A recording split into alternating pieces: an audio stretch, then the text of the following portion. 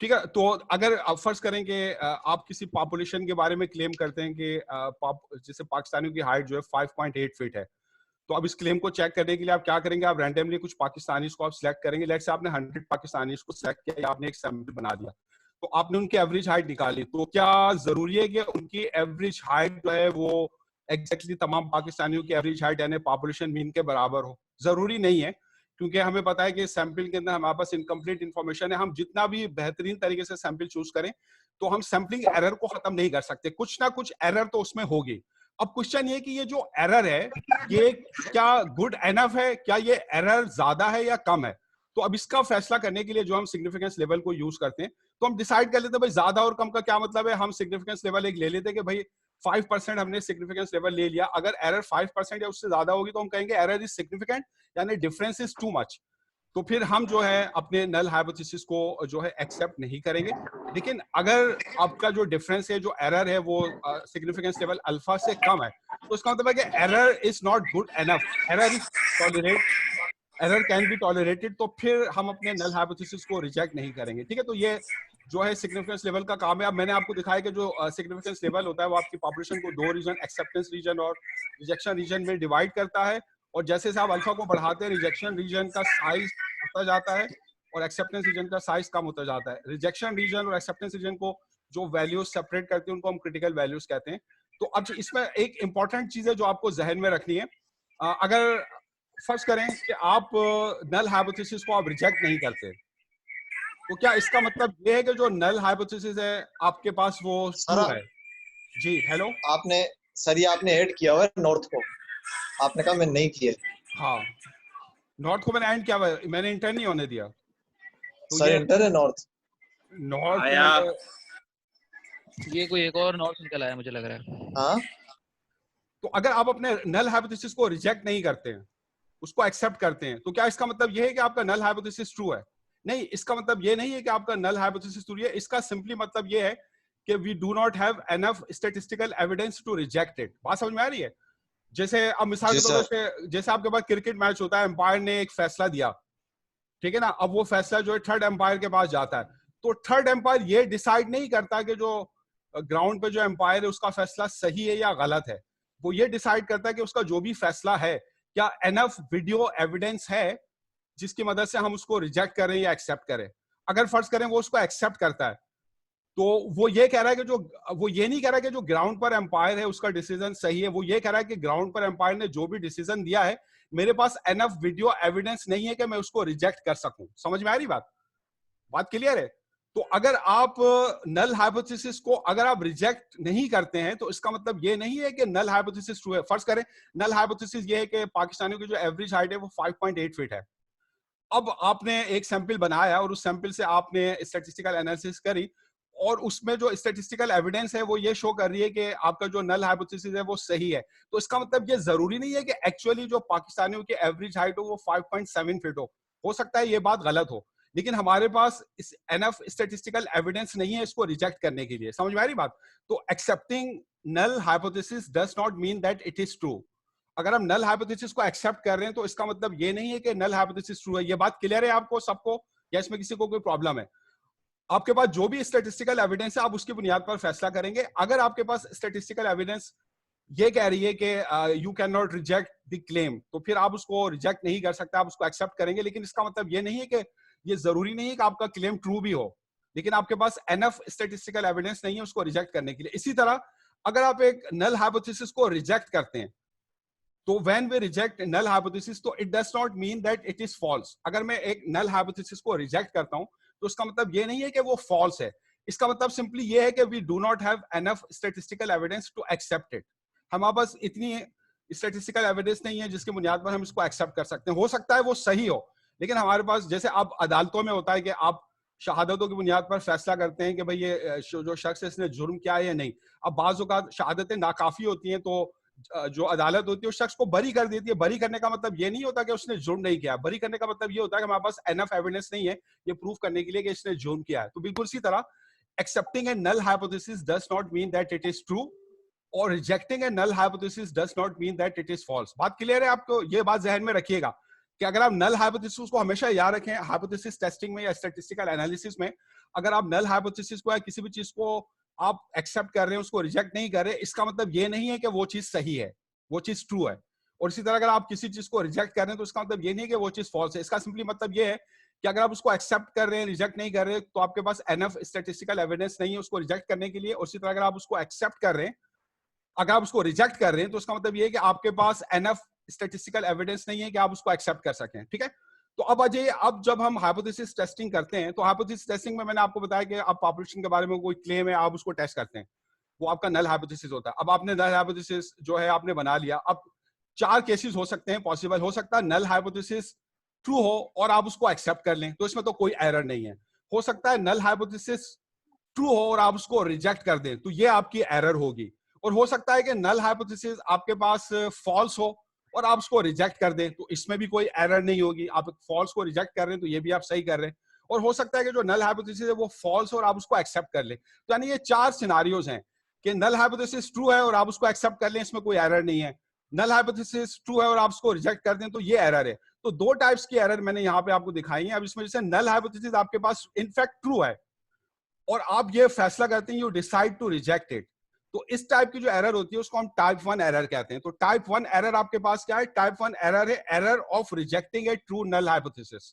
इस type 1 error, एक true null hypothesis को रिजेक्ट करने वाली जो एरर है उसको हम टाइप 1 एरर कहते हैं।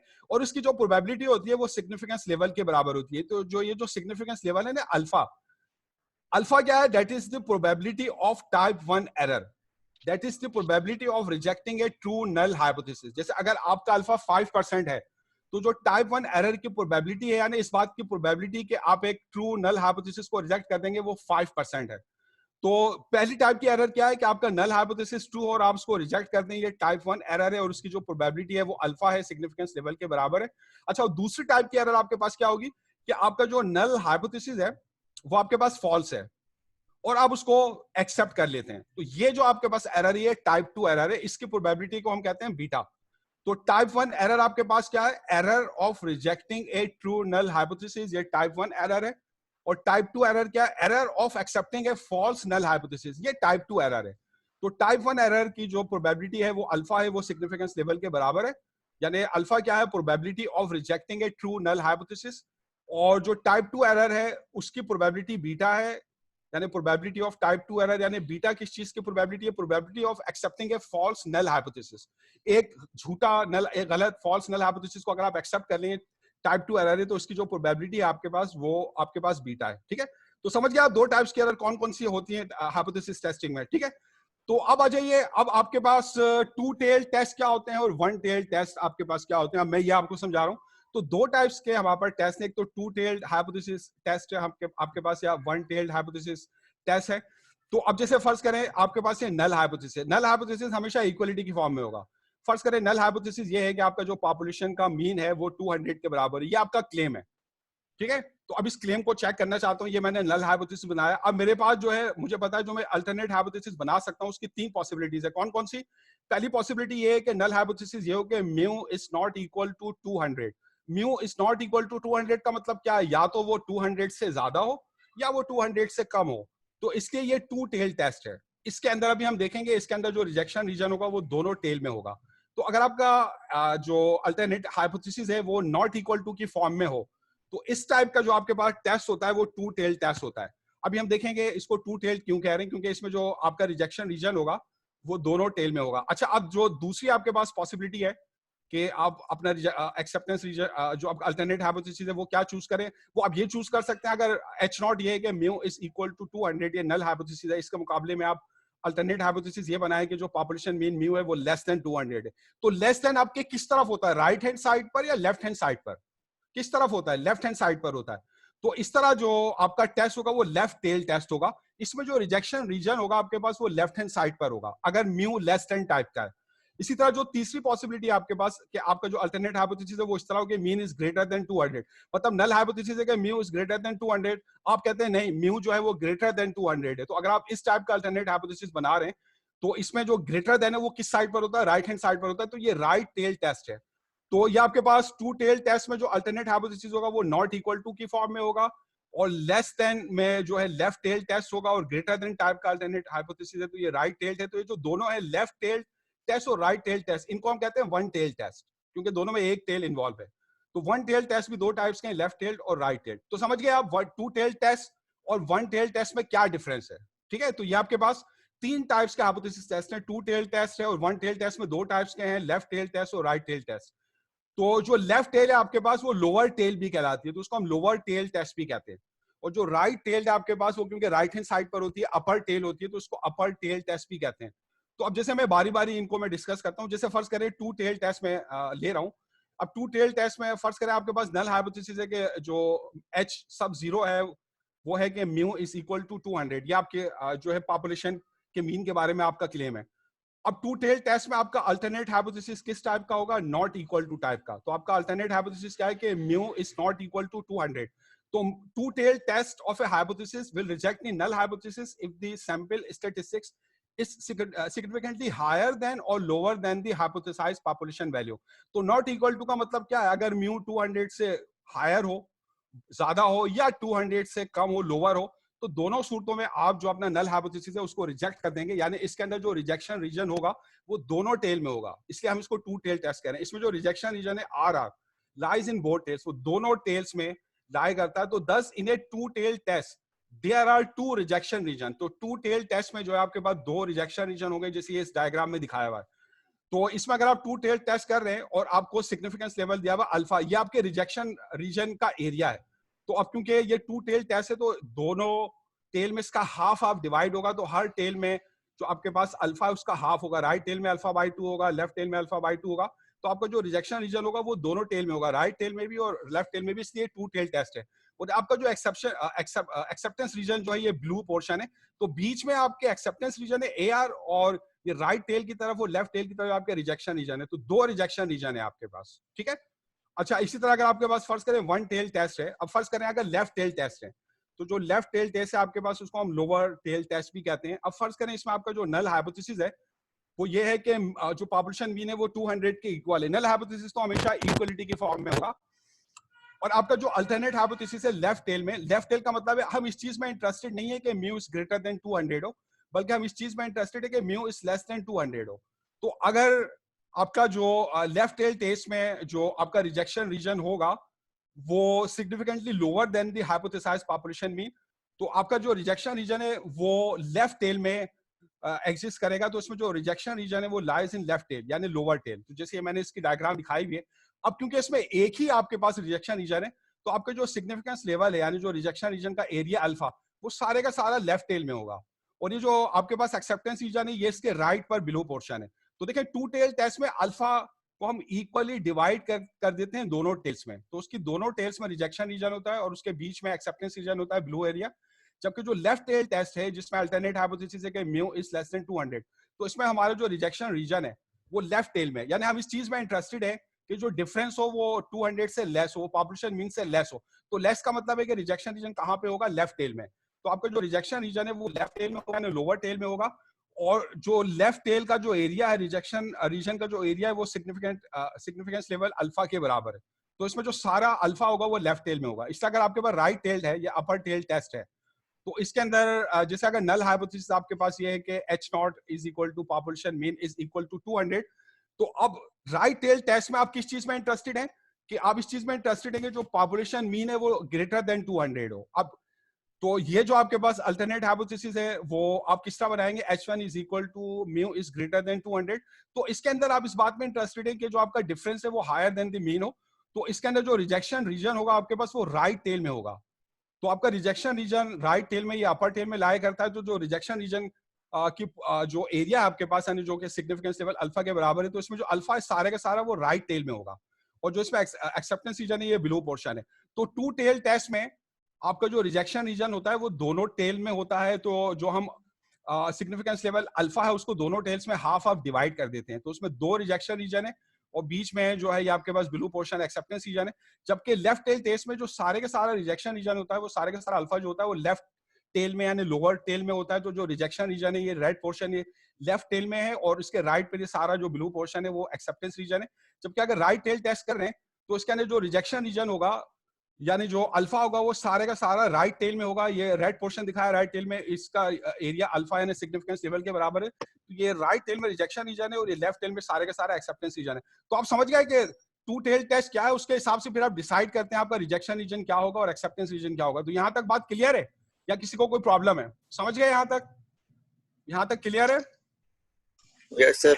तो देखें, मैं दोबारा रिपीट कर देता हूँ। मैंने आपको क्या बताया, यानी ये टर्मिनोलॉजी आपको एक दफा समझनी है और फिर आप इस क्वेश्चन करेंगे तो और फिर चैप्टर 9 में या आगे फिर आपको उसकी जो है बार बार यूज करने की जरूरत पड़ेगी। एक दफा आपने इसको समझना है।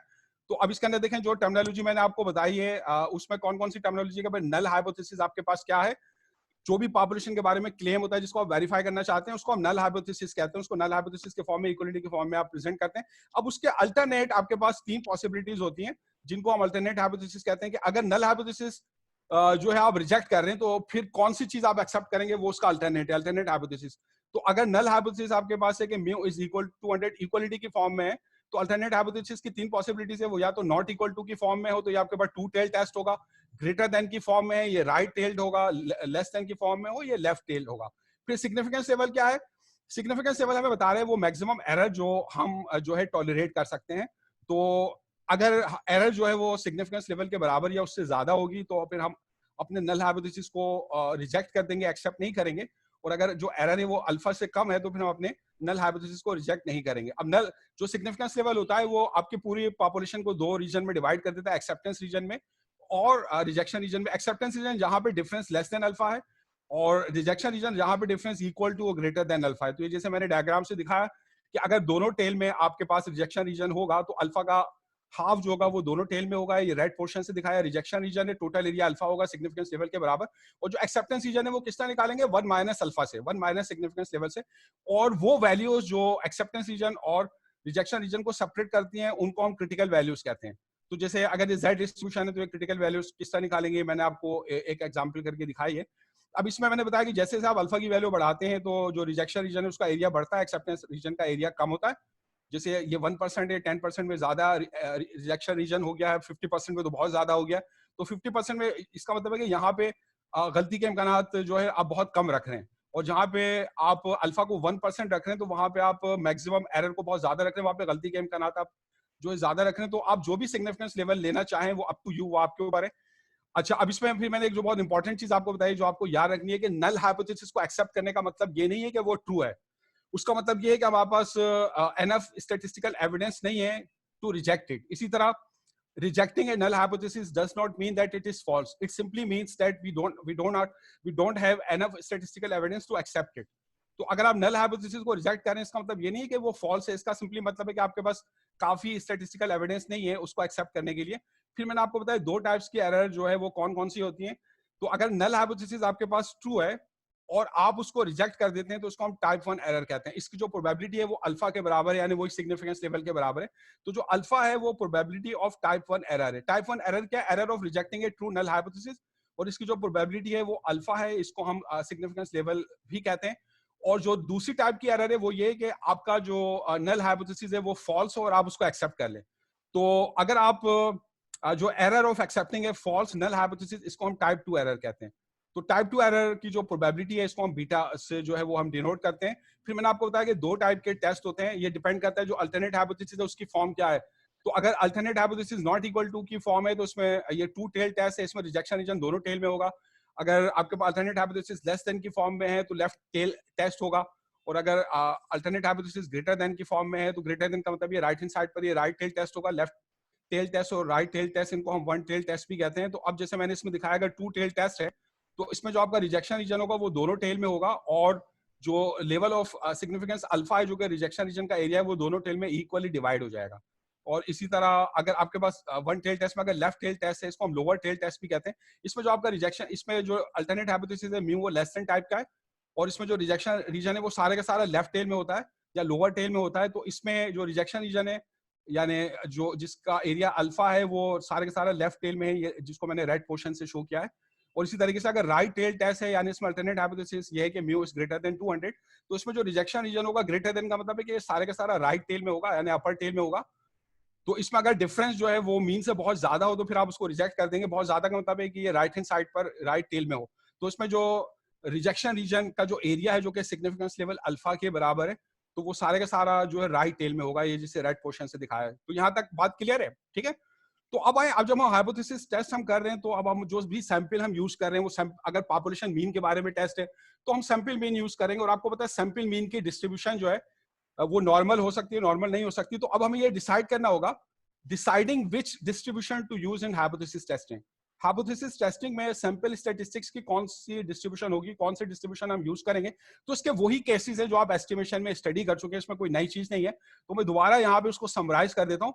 तो इसमें यह कि अगर आपकी पॉपुलेशन जो है नॉर्मल हो या अप्रोक्सीमेटली नॉर्मल हो, अब इसमें यह कि आपका सैंपल साइज लार्ज हो, सैंपल साइज लार्ज का मतलब है n इज ग्रेटर देन 30, और population standard deviation sigma known हो, तो जो भी आपकी सैंपल स्टैटिस्टिक्स की डिस्ट्रीब्यूशन होगी, Z डिस्ट्रीब्यूशन होगी, तो यूज Z डिस्ट्रीब्यूशन, आप Z डिस्ट्रीब्यूशन यूज करेंगे।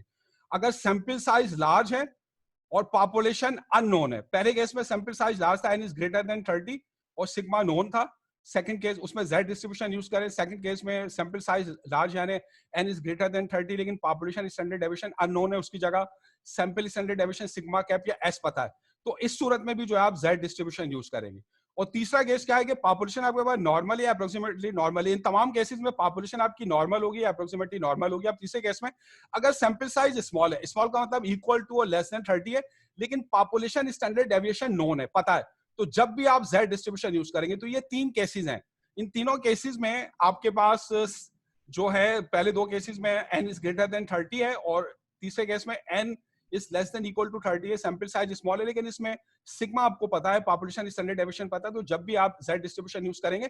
अब ये चौथा और सबसे इंपॉर्टेंट केस है जिसमें हम T डिस्ट्रीब्यूशन यूज करते हैं। ये कौन सा केस है कि पॉपुलेशन आपके पास जो है नॉर्मल हो या अप्रोक्सीमेटली नॉर्मल हो, अब सैंपल साइज स्मॉल हो, सैंपल साइज स्मॉल का मतलब है कि लेस देन और इक्वल टू 30 हो, और इसमें पॉपुलेशन स्टैंडर्ड डेविएशन अननोन हो, सिग्मा अननोन हो, उसकी जगह sample standard deviation sigma cap या एस हमें पता हो या हम उसे डेटा से कैलकुलेट कर सकते हो। तो इस सूरत में फिर आप टी डिस्ट्रीब्यूशन यूज करेंगे। तो लेकिन थर्ड केस में भी n लेस देन और इक्वल टू 30 है और फोर्थ में भी n less than equal to 30 है, यानी दोनों में सैंपल साइज स्मॉल है लेकिन वहां पे सिग्मा नोन है, जब तो उसमें Z डिस्ट्रीब्यूशन होगी। अगर सिग्मा अननोन हो और सैंपल साइज स्मॉल हो तो फिर उसी सूरत में आप टी डिस्ट्रीब्यूशन यूज करेंगे। तो ये वही केसेस हैं जो आप पहले सैंपलिंग में और एस्टिमेशन में जब आप कॉन्फिडेंस इंटरवल बना रहे थे तो वहां पे आपने स्टडी किए थे। तो ये वही केसेस हैं। तो ये केसेस आप सामने रखिएगा, इससे पता चलेगा कि हम कौन सी डिस्ट्रीब्यूशन यूज करें, Z या T। तो T सिर्फ एक ही केस में यूज होगी, वो आपने अच्छे तरीके से याद रखना है जिससे आपने कोई में भी गलती करी थी।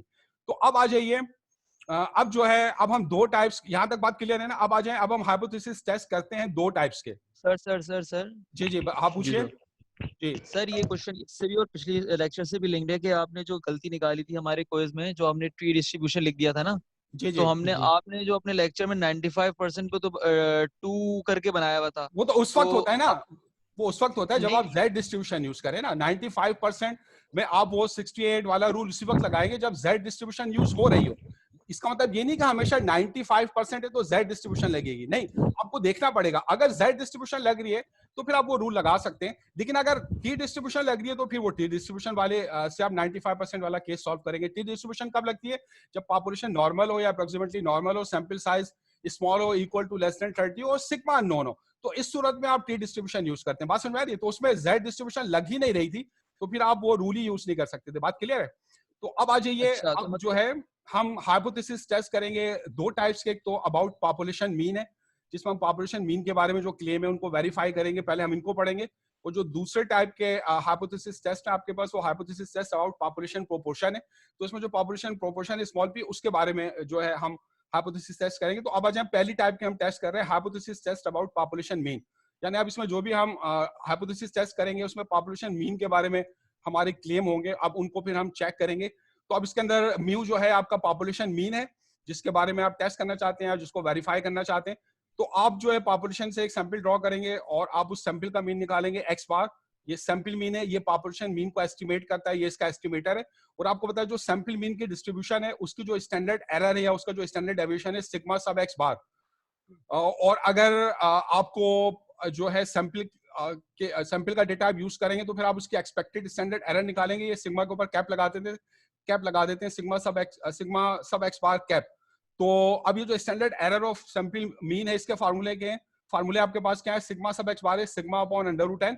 इसमें सिग्मा पॉपुलेशन का स्टैंडर्ड डेविएशन है अगर ये आपको नहीं मालूम तो इसकी जगह आपको सैंपल का स्टैंडर्ड डेविएशन पता होगा, एस है सिग्मा कैप, तो फिर आप जो है expected standard error sigma sub x bar cap निकालेंगे, और उसमें वही आपके पास सिचुएशन है कि अगर पॉपुलेशन लार्ज या इन्फिनिट होगी तो फिर मल्टीप्लाइंग फैक्टर की जरूरत नहीं होगी, और अगर पॉपुलेशन आपके पास फाइनाइट या स्मॉल हो तो फिर आप इन स्टैंडर्ड एरर के फार्मूलों को फाइनाइट पॉपुलेशन मल्टीप्लायर यानी under root n minus n divided by n minus 1 से मल्टीप्लाई करेंगे। तो ये वही चीज है जो आप एस्टिमेशन में कर चुके हैं, मैं दोबारा यहाँ पे आपको रिपीट कर रहा हूँ। अब जब आप एक्सरसाइज करते हैं तो उसमें और बात क्लियर होगी। अब हम जो है हाइपोथेसिस टेस्ट कर रहे हैं अबाउट पॉपुलेशन मीन, ये एक्सरसाइजेज जो है पॉपुलेशन मीन के हाइपोथेसिस टेस्ट के बारे में, एक्सरसाइज 8.3 है, तो इसमें क्वेश्चन 8.3 है कि फॉर द फॉलोइंग केसेस तो specify which probability distribution to use in a hypothesis test. आपने ये बताना है कि आप कौन सी प्रोबेबिलिटी डिस्ट्रीब्यूशन यूज करेंगे, Z या T। तो अब इसमें आ जाए पार्ट ए है, इसमें आपको नल हाइपोथेसिस दिया हुआ है कि जो पॉपुलेशन मीन है वो 27 के बराबर है, ये हमारा क्लेम है जो हम वेरीफाई करना चाहते हैं। और इसमें जो अल्टरनेट हाइपोथेसिस है वो ये है कि जो पॉपुलेशन मीन है वो इज नॉट इक्वल टू 27, तो ये आपका एक्चुअली टू टेल टेस्ट है। इसमें जो सैंपल मीन आपको दिया हुआ है वो 33 है, और इसमें जो एक्सपेक्टेड आपको यानी जो सैंपल का स्टैंडर्ड डेविएशन है वो आपको 4 दिया हुआ है, और सैंपल का साइज 25 है। तो कौन सा केस है, n जो है वो लेस देन 30 है और हमें पॉपुलेशन का स्टैंडर्ड डेविएशन नहीं पता। n लेस देन 30 है, पॉपुलेशन का स्टैंडर्ड डेविएशन नहीं पता, उसकी जगह सैंपल का स्टैंडर्ड डेविएशन पता है। कौन सा केस इसमें लग रहा बताया मुझे, n इज लेस देन 30 है ये वाला, और पॉपुलेशन का स्टैंडर्ड डेविएशन हमें नहीं पता, अननोन। तो इसमें कौन सी डिस्ट्रीब्यूशन यूज होगी, टी डिस्ट्रीब्यूशन यूज होगी। जो सैंपल मीन की सैंपलिंग डिस्ट्रीब्यूशन है वो टी डिस्ट्रीब्यूशन होगी। तो इसके अंदर जो है यूज टी डिस्ट्रीब्यूशन, ठीक है, ये पार्ट ए मैंने करवा दिया। पार्ट डी में करवा रहा हूँ, बाकी पार्ट आप खुद कर लीजिएगा। अब देखिए पार्ट डी में आपके क्या, आप ये चेक करें सैंपल साइज क्या है, n इज 12, n जो है वो लेस देन 30 है। फिर आप ये चेक करें कि आप पॉपुलेशन का स्टैंडर्ड डेविएशन आपको मालूम है या नहीं मालूम। हाँ, पॉपुलेशन का स्टैंडर्ड डेविएशन मालूम है आपको, नहीं मालूम। सिग्मा गिवन है 68, तो n लेस देन 30 है, लेकिन क्योंकि हमें सिग्मा मालूम है तो इसमें हम z डिस्ट्रीब्यूशन यूज करेंगे। तो ये बात क्लियर है कि किस तरीके से मैं डिसाइड कर रहा हूं कि कौन सी डिस्ट्रीब्यूशन यूज होगी। तो इसके अंदर इसी तरह 5 पार्ट हैं, 2 मैंने आपको करवा दिए, बाकी पार्ट आप खुद करें, आपने खुद डिसाइड करना, सिर्फ ये डिसाइड करके बताना है कौन सी डिस्ट्रीब्यूशन जो है आपकी यूज होगी। अच्छा, अब इसके बाद आ जाइए 8.4 है आपके पास। अब जो है इसमें Martha Inman highway safety engineer decides to test the load bearing capacity of a bridge. एक ब्रिज की लोड बेयरिंग कैपेसिटी को हमने टेस्ट करना है, दैट इज 20 years old। तो suitable data are available from similar test on the same type of bridge। तो which is appropriate, a one tail test or a two tail test। तो पहले हमने ये देखना है कि कौन सा टेस्ट करना है appropriate होगा, one tail टेस्ट करना है appropriate होगा या two tail टेस्ट करना है appropriate होगा। if the minimum load bearing capacity of this bridge must be 10 tons। तो what are the null and alternate hypothesis। तो आपने ये बताना है कि alternate null hypothesis क्या है और आप कौन सा टेस्ट करेंगे, वन टेल या टू टेल। तो अब इसमें नल हाइपोथेसिस क्या है, ये आपको दिया हुआ है कि जो उसके जो ब्रिज की जो मिनिमम लोड बेयरिंग की जो कैपेसिटी है वो 10 टन है। तो हमने जो H0 बनाया वो ये कि जो ब्रिज जो एवरेज वेट जो है वो बर्दाश्त कर सकता है वो 10 टन का है। तो H0 है mu is equal to 10 ton. तो अब हम किस चीज में इंटरेस्टेड होंगे, अगर ब्रिज जो है वो इससे ज्यादा वेट बर्दाश्त ना कर सकता हो तो उसके टूटने के चांसेस होंगे, तो जाहिर है उसमें लोगों की लाइफ का रिस्क है। तो हम ग्रेटर देन वाले पोर्शन में इंटरेस्टेड होंगे या लेस देन वाले पोर्शन में इंटरेस्टेड होंगे, बताएं मुझे। अगर हम ये देखना चाहते हैं कि जो एक ब्रिज है वो ऑन द एवरेज कम से कम कितना वेट जो है वो बर्दाश्त कर सकता है, तो हमने बताया वो कम से कम 10 टन वेट बर्दाश्त कर सकता है। मतलब अगर उसका जो वेट है वो 10, ब्रिज के ऊपर जो वेट है वो 10 टन से कम हो।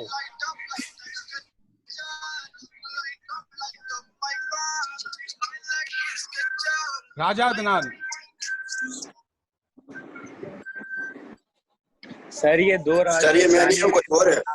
ये राजा अदनान नहीं सर, ये मैं नहीं हूँ, कोई और है। तो इसमें ये दो हैं राजा अदनान। ये आप वाले कौन है, बोले सारा। सर मैं वाला ये जो मोबाइल पिक्चर लगी है वो हूँ।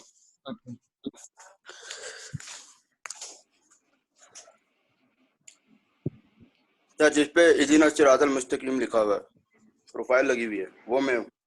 अच्छा ठीक है, ये दूसरा कोई और है।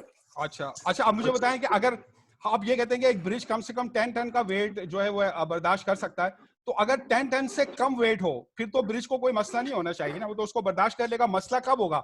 जब उसका जो वेट है वो 10 टन से ज्यादा हो, क्योंकि फिर उस वक्त में ब्रिज के ब्रेक होने के चांसेस ज्यादा होंगे और आप ये नहीं चाहेंगे इस तरह लोगों की लाइफ जो है वो रिस्क पर होगी। तो इसमें जो अल्टरनेट हाइपोथेसिस आपके पास होगा वो किस टाइप का होना चाहिए? ग्रेटर देन टाइप का। आप इसमें इंटरेस्टेड है कि जो वेट है ब्रिज का वो क्या जो उसके ऊपर पड़ रहा है वो 10 टन से ज्यादा तो नहीं है? तो the engineer would be interested in whether a bridge of this age could withstand minimum load bearing capacities necessary for safety purposes.